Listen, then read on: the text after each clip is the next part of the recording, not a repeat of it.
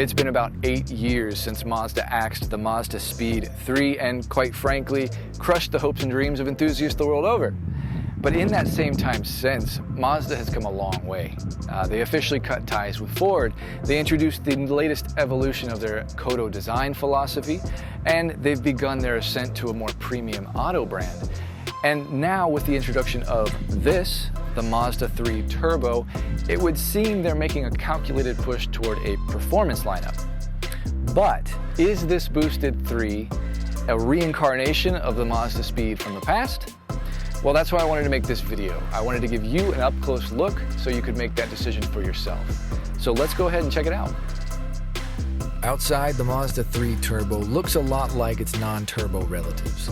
The designers simply built on that award-winning design and enhanced it with a few tasteful additions. Most prominent are the blacked-out rear roof spoiler and front air dam on the Premium Plus trim. And the grille, mirror caps, and 18-inch rims are also gloss black and lend to the aggressive styling. On the inside, Mazda's continued that refined but sporty aesthetic and made a car that's truly a joy to drive. So, contrary to what you might expect from a hot hatch, the Mazda3 Turbo it's actually quite refined. It's comfortable, it's quiet, it's smooth. I don't feel like I'm sitting on the ground. I'm not feeling every nook and cranny in the road. It just feels smooth. One thing I love about this car, and Mazda in general to be honest, is the simplicity of this interior. They've used premium materials throughout, soft touch materials, but they've stripped everything down to its core, to the essence of the car. There's not buttons that don't do anything and miles of cheap plastic. It's simple, it's elegant, it's not sparse, it's not like you're lacking anything, and it still maintains that premium feel, but it's simple. And in my mind, that's a sign of a truly enlightened automaker, that art, that ability to strip things down to their core, but still maintain that elegance. So this new Turbo 3 has the 2.5-liter Skyactiv G4 cylinder that you'd find in the standard 3, but the big difference obviously is that this one gets that dynamic pressure turbo. So with that turbo, right out of the box, this car gets 227 horsepower, 310 pound-feet of torque, which makes it no slouch by any means, but when using a higher octane, higher test fuel, it will do 250 horsepower and 320 pound-feet of torque. Now, those kind of numbers on a hot hatch probably sound like the perfect recipe for torque steer. And yes, you'd be right if this was a front-wheel drive. The 3 turbos actually come standard with Mazda's iActive all-wheel drive, and that is a predictive all-wheel drive. It's got sensors that are reading road conditions, reading your inputs to the vehicle, and making decisions about torque front and back as needed. So you're not churning and burning 4 tires on the road at all times. So I'm just running this car on regular octane fuel right now. So obviously I'm not getting the full potential in terms of horsepower and those 10 extra torques, but I can tell you the car is quick. Acceleration is on demand, it's linear, it's smooth.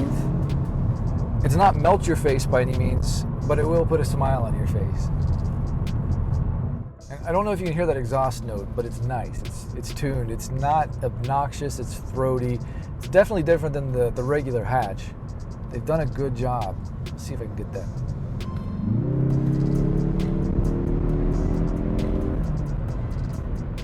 Another thing Mazda's done really well is this cockpit layout. It's driver-centric.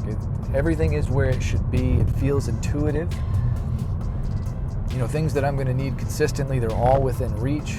It minimizes distraction. Like I said, there's not extra buttons and things to figure out while you go. And on the Premium Plus trim level here, you've got that active heads-up display. So I've got my critical information right up there in front of me. I've got multiple views here in the cluster. I can toggle through for information. It's simple, it's clean, it's easy to read, and it definitely minimizes distraction. So there's been a lot of questions about whether this car is a reincarnation or a new version of the MazdaSpeed 3 from the past. And after driving it for a while, I think the answer is no. And I don't think Mazda ever planned on it being that. Mazda has come a long way since 2013. They've made a lot of changes. They've been moving toward a more premium brand. And this isn't a melt-your-face hot hatch. I mean, sure, it's fun, it's fast, it's got all of the elements and ingredients of a wild ride, but it's somehow more refined, and I like that. I feel like those who were looking for the experience that the MazdaSpeed 3 had to offer are probably looking for a somewhat different experience today, and I think it's really cool that Mazda as a brand has created a vehicle that grows with you, if you will. So those are my thoughts and opinions on the new Mazda3 Turbo, but I'd love to hear what you think. Go ahead and leave your input down below, and if you have any questions about the car, leave those as well.